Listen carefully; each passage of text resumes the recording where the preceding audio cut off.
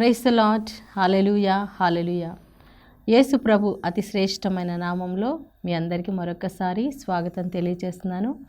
ప్రియమైన దేవుని బిడ్డలారా, మరి ఈ యొక్క ఉపవాస దినాలలో మరి ఎంతో ఆసక్తితో విశ్వాసంతో మనం ప్రార్థన చేస్తూ ఉన్నాం. ఎన్నో ప్రార్థనలు జరుగుతూ ఉన్నాయి. మరి దేవుడు అనేక విధాలుగా మనతో మాట్లాడుతూ ఉన్నాడు. చాలామంది ఈ 40 రోజుల ఉపవాస ప్రార్థనలో 90% ఉపవాసంతో ప్రార్థన చేస్తారు.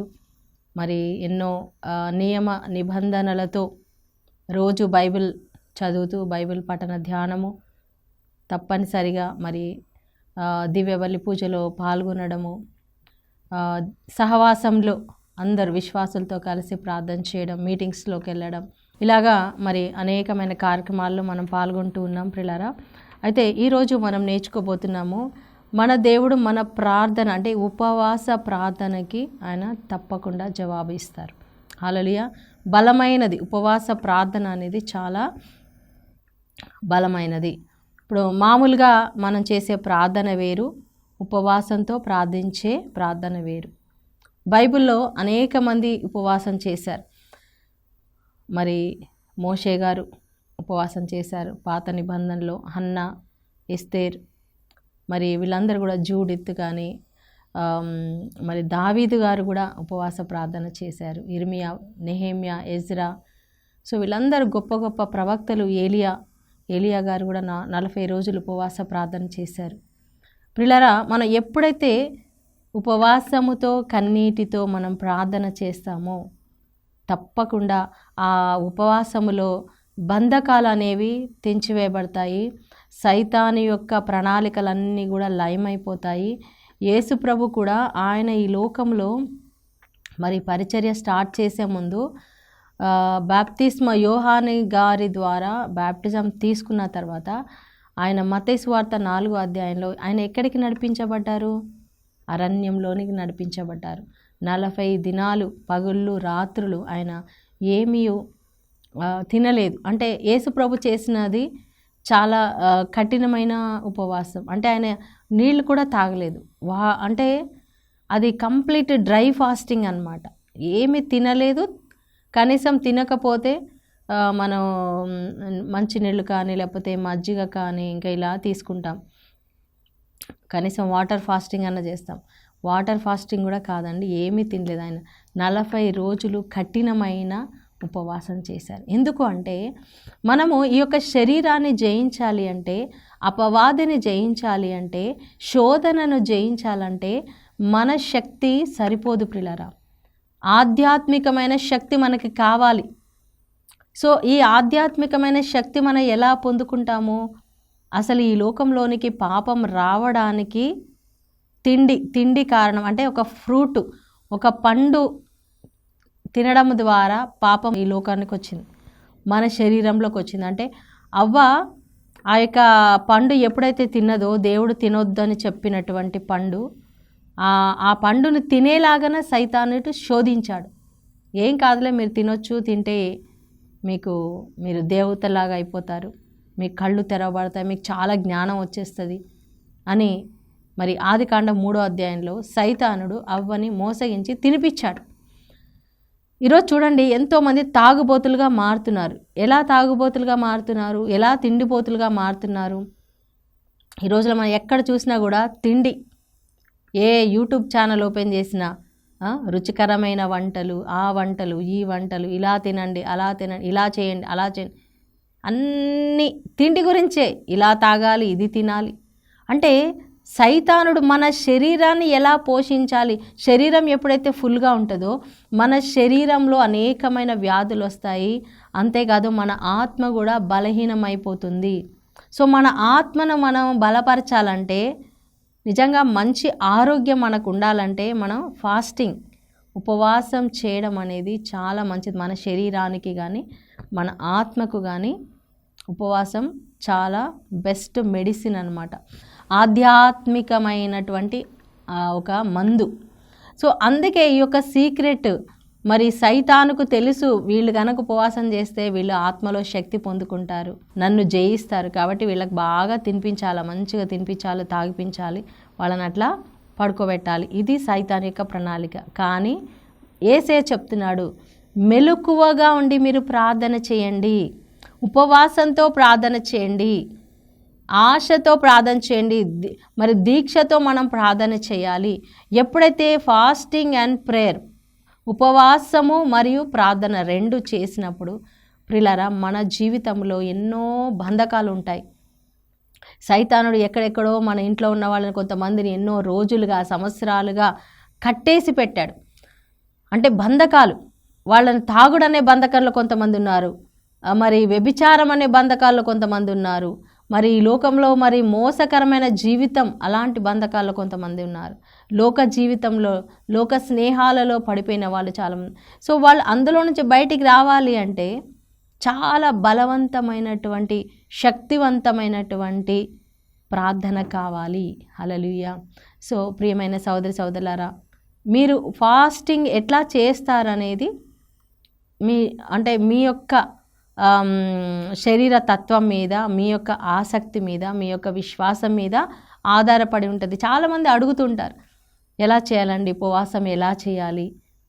ఉపవాసం అంటేనే తినకుండా ఉండడం, మనం దేవునికి దగ్గరగా ఉండడం, ఈ లోకానికి దూరంగా ఉండడం, దేవుని వాక్యాన్ని చదవడం, దేవునితో సమయాన్ని గడపడాన్ని ఉపవాసం అంటారు. అంతేగాని కేవలం ఏదో మనం తిండి తినడం మానేస్తే, బ్రేక్ఫాస్ట్ మన లంచ్ మానేస్తే అదే ఉపవాసం అనుకుంటారు చాలామంది. అది కాదండి. నువ్వు తినడం మానేయడం కాదు, నువ్వు దేవుని సన్నిధిలో కూర్చోవాలి, వాక్యం చదవాలి, దేవుని జీవాహారం నువ్వు చదవాలి, దేవునితో మరి నువ్వు సమయం గడిపి ఆయనను ఆరాధించాలి, ప్రార్థన చేయాలి. అప్పుడు నువ్వు చేసే ఈ యొక్క ఉపవాసానికి అర్థం ఉంటుంది. సో కొంతమంది బ్రేక్ఫాస్ట్ అంటే ఉదయకాలం బ్రేక్ఫాస్ట్ మానేయచ్చు, అది వాళ్ళ ఇష్టం. ఎందుకంటే చాలామంది ట్యాబ్లెట్లు వేసుకుంటారు, కొంతమంది ఈవినింగ్ వరకు ఉండలేరు, సాయంత్రం వరకు ఉండలేరు. కాబట్టి మీకు ఎలా ఉంది, మెడిసిన్ వాడేవాళ్ళు దయచేసి మీరు ఫాస్టింగ్ చేయాల్సిన పని లేదు. మెడిసిన్ ఖచ్చితంగా అప్పుడు బీపీ, షుగర్, థైరాయిడ్, ఇట్లా కొన్ని మెడిసిన్స్ ఉన్నాయి కొంతమందికి. సో ఇవన్నీ మీరు తినకుండా ట్యాబ్లెట్స్ వేసుకోకుండా ఉంటే మరి మీ ఆరోగ్యాన్ని దెబ్బతింటుంది. కాబట్టి మన బాడీని కూడా మనం చూసుకోవాలి, మన శరీరాన్ని కూడా చూసుకోవాలి. ఉపవాసం చేయగలిగే పరిస్థితిలో ఉంటేనే మీరు స్టార్ట్ చేయాలి. అది కూడా మీరు ఎంతవరకు చేయగలరు? మార్నింగ్ బ్రేక్ఫాస్ట్ మాత్రం చేయగలరా, లేదా మధ్యాహ్నం భోజనం వరకు ఉండగలరా 3 గంటల వరకు, లేదా ఈవినింగ్ 6 గంటల వరకు, లేదా నైట్ 9 గంటల వరకు? మరి మీకు ఎలాగ మీ శక్తి, మీ యొక్క శరీరం సహకరిస్తుందో దాన్ని బట్టి మీరు చేయండి. ఓకే. మరి మధ్యలో గ్యాప్లో వాటర్ తీసుకుంటూ ఉండండి, మజ్జిగ కానీ, నిమ్మరసం కానీ, తేనె వాటర్ కానీ, ఇట్లాగ మీ ఇష్టం, ఎనీ జ్యూస్ కానీ, కొబ్బరి బొండం నీళ్ళు కానీ, ఇలా ఏదైనా లిక్విడ్స్, జ్యూస్ 2 అవర్స్కి ఒక్కొక్క గ్లాస్ తీసుకుంటూ బైబిల్ రీడింగ్ చేస్తూ, ఒకవేళ మీరు పని చేస్తున్నారంటే పని మీరు చేస్తూనే మీరు ప్రార్థన చేసుకోవచ్చు. ఓకే. ఆఫీస్లో ఉన్నారంటే మీరు దేవుని మనసులో స్తుతిస్తూ, ఎందుకంటే ప్రత్యేకంగా వెళ్ళి కూర్చోడానికి మనకు సమయం ఉండదు. డ్యూటీ చేయాలి, ఇటు పని చేయాలి, ఇటు ప్రార్థన చేయాలి, ఆశ ఉంటుంది, ఉపవాసం చేయాలని ఆశ ఉంటుంది. సో అలాంటి సమయంలో మీరు ఎంతవరకు ఉండగలరో, ఎంత సాధ్యం అంత చేయండి.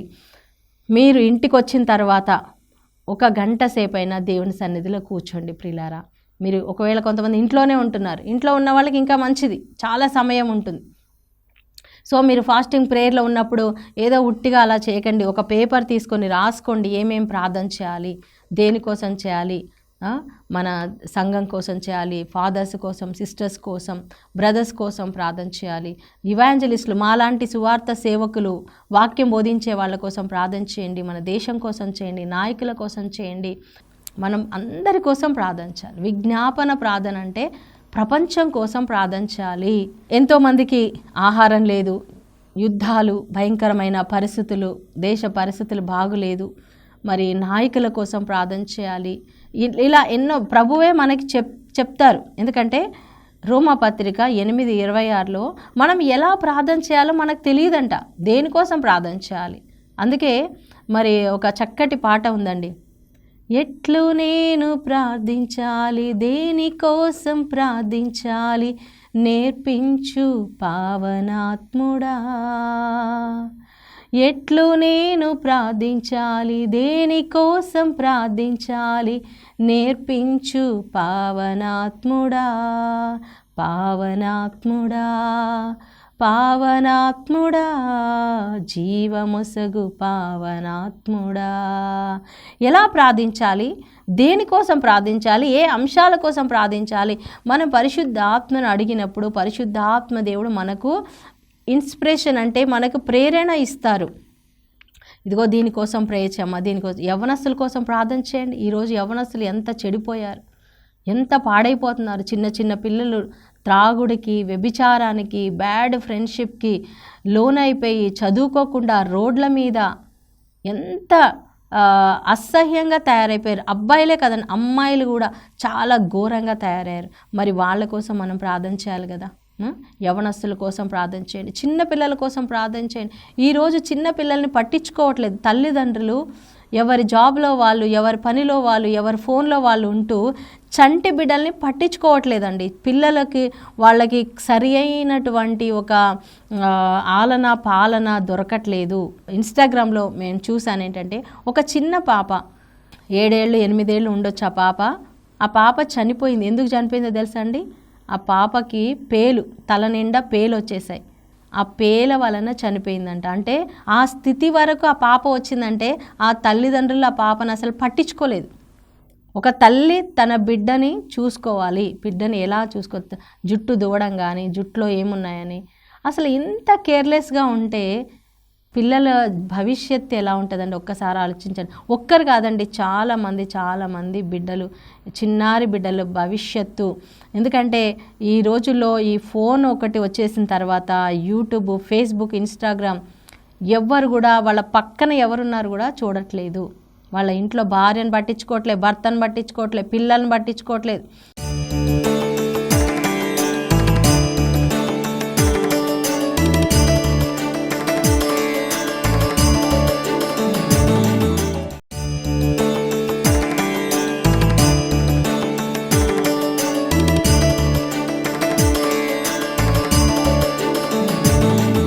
అమ్మ, ఈ 40 రోజుల్లో మీరు దయచేసి మీ ఫోన్లు అన్నీ పక్కన పెట్టండి. మీరు చేయవలసిన ఉపవాసం అది. తిండి తినడం మానేయడం కాదు. ఫోన్ని పట్టుకోకండి, ఫోన్ పక్కన పెట్టేయండి. బైబిల్ పట్టుకోండి, బైబిల్ పట్టుకొని దేవుని వాక్యం చదవండి.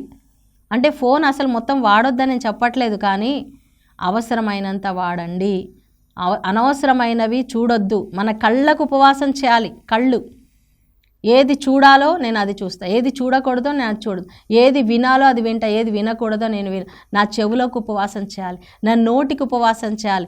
వ్యర్థమైన మాటలు మాట్లాడకుండా, సమయం వృధా చేయకుండా, వాళ్ళతో వీటలు ముచ్చట్లు పెట్టకుండా. ప్రార్థన చేయడానికి మనకు టైం ఉండదు, ఇంట్లో వాళ్ళతో మాట్లాడడానికి టైం ఉండదు, కానీ బయట వాళ్ళతో మాట్లాడుతూ ఉంటాం, చాటింగ్ చేస్తూ ఉంటాము. సమయం అంతా మనం వేరే వాళ్ళతో గడుపుతూ ఉంటాము. దేవుని సన్నిధిలో నువ్వు ఎంతసేపు సమయం గడుపుతున్నావు? నీ ఫ్యామిలీతో నువ్వు ఎంత సమయం గడుపుతున్నావు? నీ కుటుంబ ప్రార్థన ఉందా? నీ కుటుంబంలో కుటుంబ ప్రార్థన ఉందా? పిల్లలకి మంచిగా వాక్యం నేర్పిస్తున్నావా? భార్య భర్తలు అందరు కలిసి కూర్చొని ప్రార్థన చేస్తున్నారా? ఇవన్నీ లేకుండా నీ ఉపవాస ప్రార్థన చేస్తే ఏం లాభం అండి? నీకు జవాబు వస్తుందా? ఇవన్నీ కూడా మనం మార్చుకోవాలి. ఉపవాస ప్రార్థన. దేవుడు నినెవే పట్టణం మీద చాలా ఆయనకి కోపం వచ్చింది. యోనా గ్రంథంలో యోనా ప్రవక్తను పిలిచి, ఇదిగో ఈ నినెవే పట్టణాన్ని నేను 40 రోజుల్లో నాశనం చేయబోతున్నాను. 40 రోజులండి, అక్కడ కూడా 40 రోజులు. బైబిల్లో 40 అనే సంఖ్య చాలాసార్లు వస్తుందండి. ఈ 40 అనే సంఖ్య చాలా ఒక దైవికమైనటువంటి నంబర్, దేవుని యొక్క సంఖ్య అన్నమాట. ఇజ్రాయేల్ ప్రజల్ని దేవుడు 40 సంవత్సరాలు నడిపించాడు. మోషేకి దేవుడు 40 సంవత్సరాలు ఎడారిలో ట్రైనింగ్ ఇచ్చారు. సో అలాగా 40 రోజులు ఉపవాస ప్రార్థనలు. 40 రోజులు ఏలియా కూడా 40 రోజులు ఉపవాస ప్రార్థన. ఇలాగ చాలా చోట్ల చాలా 40లు ఉంటాయన్నమాట. యేసు ప్రభు కూడా 40 రోజులు ఉపవాసం చేశారు, అవునా? సో ఇక్కడ నీనెవే పట్టణాన్ని 40 రోజుల్లో నేను నాశనం చేస్తాను, నువ్వు వెళ్ళి వాళ్ళకి చెప్పు అని యోనా ప్రవక్తను పంపిస్తే, యోనా ప్రవక్తకి అస్సలు ఇష్టం లేదు. ఎందుకంటే మన దేవుడు ఎలాంటి దేవుడు అండి? చాలా కరుణగల దేవుడు. హల్లెలూయా. ఆయన క్షమించే దేవుడు. ఇప్పుడు శిక్షిస్తానంటాడు. కన్నీరు గాచామనుకోండి, మనం ఏడ్చామనుకోండి, ఉపవాసం ఉన్నామనుకోండి, ఆయన కరిగిపోతాడు. సరేలే, నేను శిక్షించనులే, క్షమిస్తున్నాను, వెళ్ళు అంటే అంత జాలిగల మనస్సు మన యేసయ్యది, మన దేవునిది అని. ఎంత ఆయన కోపము క్షణమాత్రమే ఉంటుంది, ఆయన ప్రేమ శాశ్వత కాలం ఉంటుందన్నమాట. సో మరి దేవుడు చెప్పాడు, యెహోవా దేవుడు యోనాకి చెప్పాడు, నువ్వు వెళ్ళి ప్రకటించు అంటే యోనా ఏం చేశాడు, దేవుడు చెప్పిన మాట వినకుండా ఇంకొక వైపుకి వెళ్ళిపోయాడు. ఓడ ఎక్కేశాడు, టికెట్ కొనుక్కున్నాడు, ఓడలో ప్రయాణం చేస్తున్నాడు. అప్పుడు మరి వ్యతిరేకంగా, అంటే దేవుడికి వ్యతిరేకంగా వెళ్తున్నాడు కదా, దేవుడు అతనికి ఒక పనిష్మెంట్ ఇచ్చాడు. అక్కడ గాలి తుఫాన్ వచ్చింది, మొత్తం ఓడ పడిపోయే పరిస్థితి, పగిలిపోయే పరిస్థితి వచ్చింది. అప్పుడు వాళ్ళందరూ చీట్లు వేస్తే యోనా పేరు వచ్చింది. యోనా ద్వారానే ఈ కష్టం వచ్చింది, ఈ తుఫాన్ వచ్చింది. సో ఆయన ఒప్పుకున్నాడు, అవును నా ద్వారానే ఈ యొక్క తుఫాన్ వచ్చింది, నన్ను లేపి ఎత్తి సముద్రంలో పడేసేయండి అన్నాడు. అంటే దేవుడికి వ్యతిరేకమైన పని నేను చేస్తున్నాను, దేవా నా తప్పైపోయింది, మన్నించండి, నేను వెళ్తాను, నేను నినివేకి వెళ్తానని చెప్పకుండా, నేను చచ్చిపోయినా సరే నేను మాత్రం నినివేకి వెళ్ళను. ఇలా కొంతమంది మొండి వాళ్ళు ఉంటారండి.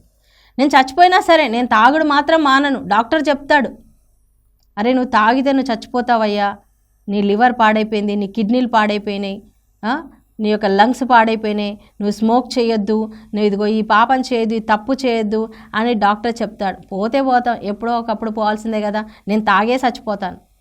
నువ్వు చచ్చిపోతే మరి నీ భార్య బిడ్డలు ఏమవుతారు, నీ పిల్లల గతేంటి, నీ కుటుంబం గతేంటి, నిన్ను ప్రేమించే వాళ్ళు, నీ మీద ఆధారపడ్డ వాళ్ళు, వాళ్ళ గురించి ఆలోచిస్తున్నావా? నీ ఎంజాయ్మెంట్ నీదే, నీ సంతోషం నీదే, నీ ఫోన్ నీదే, నీ ఫ్రెండ్స్ నీ ఫ్రెండ్సే, మొత్తం నీకు కావాల్సిందే నువ్వు చూస్తున్నావు, కానీ నీ కుటుంబాన్ని చూస్తున్నావా, పట్టించుకుంటున్నావా? ఇక్కడ యోనా కూడా నేను దేవుడి చిత్తం నేను చెయ్యను, నేను చచ్చిపోవడానికైనా రెడీ అని చెప్పి సముద్రంలో దూకేశాడు. దేవుడు మరి ఆయన మొండివాడైతే దేవుడు ఇంకా జగమొండి కదా. మనమే ఇంత మొండిగా ఉంటే మరి మన సృష్టించిన దేవుడు ఎంత మొండిగా ఉంటాడండి. నువ్వు ఇలా చేస్తావా, నిన్ను ఎలా మార్చాలో నాకు తెలుసు అని దేవుడు ఏం చేశాడు, ఒక తిమింగిలాన్ని పంపించాడు. తిమింగిలానికి చెప్పాడు, నువ్వు అతన్ని కడుపులో దాచుకో, అతను మారే వరకు, ఆయనకు బుద్ధి వచ్చే వరకు నువ్వు దాచుకో అన్నాడు. సో తిమింగిలం మింగేసింది, కడుపులోకి వెళ్ళాడు. 3 రోజుల నుంచి ప్రార్థన చేయట్లేదు, కానీ 3వ రోజున ప్రార్థన చేస్తున్నాడు యోనా, ప్రభువా నన్ను క్షమించు, తప్పైపోయింది, నేను వెళ్తాను, నినివే పట్టణానికి వెళ్తాను, నన్ను బయటికి తీ అని చెప్పి ప్రార్థన చేశాడు. సో దేవుడు 3వ రోజున అతన్ని ఆ తిమింగలానికి ఆజ్ఞాపించాడు, వెళ్ళి నినివే పట్టణం దగ్గర నువ్వు అతన్ని బయటికి తీసే. సో అక్కడ వదిలిపెట్టాడు యోనాని. యోనా బయటకు వచ్చి, చూడండి మంచిగా చక్కగా పడవలో వెళ్ళాల్సిన వ్యక్తి, నడుచుకుంటూ వెళ్ళాలి, లేదా ఒక గుర్రం మీదనో ఒక గాడిద మీద వెళ్ళాల్సిన వ్యక్తి అలా వెళ్ళి సముద్రంలో పడి, సముద్రం కడుపులో, తిమింగలం కడుపులోకి వెళ్ళి అక్కడికి వచ్చాడు. అంటే చుట్టూ తిరిగి వచ్చాడు అనమాట. ఈజీగా అయిపోయేదాన్ని కష్టంగా చేసుకున్నాడు. ఎవరు చేసుకున్నారు అట్లాగా? యోనా ప్రవక్త చేసుకున్నాడు. చాలాసార్లు మనం కూడా అంతే, దేవుడు చెప్పిన మాట మనం వినకుండా మన ఇష్టం వచ్చింది మనం చేసుకుంటాము. అది 2 రోజులు అయిపోవాల్సింది 10 సంవత్సరాలు పడుతుంది. ఎవరు దానికి కారణము? మనమే కారణము. దేవుడు చక్కగా ఇదిగో ఈ అమ్మాయిని చేసుకోమ్మా, ఈ అబ్బాయిని చేసుకో, దేవుడు చూపించే అమ్మ నాన్న ద్వారా పెళ్లి సంబంధాలు చూపిస్తే, లేదు నాకు ఈ అమ్మాయి వద్దు, నాకు ఈ అబ్బాయి వద్దు, నేను ఇష్టపడ్డ అమ్మాయే నాకు కావాలి, నేను ఇష్టపడ్డ అబ్బాయే నాకు కావాలి, దేవుడు వదిలిపెడతాడు. పొండి మీ కర్మ అంటాడు. వెళ్ళిపోయిన తర్వాత వాళ్ళు పెళ్లి చేసుకుంటారు, తర్వాత వాళ్ళకి తెలుస్తుంది, అప్పటికి అయిపోయింది 5 సంవత్సరాలు 10 సంవత్సరాలు అయిపోయింది. ఇప్పుడు ఏం చేస్తావు నువ్వు? ఏమి చేయడానికి లేదు, పశ్చాత్తాప పడడం తప్ప ఇంకొక మార్గము లేదు. Praise the Lord. నా ప్రియమైన దేవుని బిడ్డలారా, దేవుడు ఏదైతే మనకు చెప్తున్నాడో వెంటనే మనం చేస్తే మనకి ఆశీర్వాదం. సో లాస్ట్కి చివరిగా యోనా వచ్చాడు. 40 రోజులు ఆ ప్రాంతం అంతా, దేశం అంతా తిరిగి ఆ నినివే పట్టణానికి ప్రకటించాడు, ఇదిగో దేవుడు ఈ 40 రోజుల్లో మిమ్మల్ని నాశనం చేయబోతున్నాడు, ఈ పట్టణాన్ని నాశనం చేయబోతున్నాడు. ఇంకా నాశనం గురించే మాట్లాడుతున్నాడు. Praise the Lord. అంటే యోనా భయం ఏంటంటే, నేను నాశనం అవుతుందని చెప్తాను, ఈ 40 రోజులు తిరిగి చెప్తాను, నేను ప్రవక్తని, నా మాట వీళ్ళు వింటారు. వీళ్ళు వినేం చేస్తారు? వీళ్ళు కన్నీటితో ఉపవాస ప్రార్థన చేస్తారు. వీళ్ళు ఎప్పుడైతే ఉపవాసం మొదలు పెడతాడో దేవుడు కోపం మొత్తం చల్లారిపోతుంది. ఆయన శిక్షిస్తానని చెప్పాడా? ఇప్పుడు ఆయన శిక్షించాడు. ఓకే, నేను శిక్షించను, మీ అందరినీ క్షమిస్తాను, మిమ్మల్ని దీవిస్తాను అని చెప్తాడు. అప్పుడు ఫూల్ అయ్యేది ఎవరు? మూర్ఖుడు అయ్యేది ఎవరు? నేను కదా. నాశనం అవుతుందని చెప్పావు, కానీ దేవుడు మమ్మల్ని నాశనం చేయలేదు, దేవుడు మమ్మల్ని దీవించాడు, నువ్వు అన్ని అబద్ధాలు చెప్పావు, నువ్వు అబద్ధ ప్రవక్తవి అని అతన్ని అనే అవకాశం ఉంది. నేను ఎందుకు వెళ్ళాలి అని యోనా గారు దేవుడి గురించి, దేవుని యొక్క స్వభావం గురించి ఆయనకు బాగా తెలుసు కాబట్టి నేను వెళ్ళను అన్నాడు. కానీ మనము దేవుని చిత్తానికి వ్యతిరేకంగా ఏమీ చేయలేమండి, ఏమీ చేయలేం.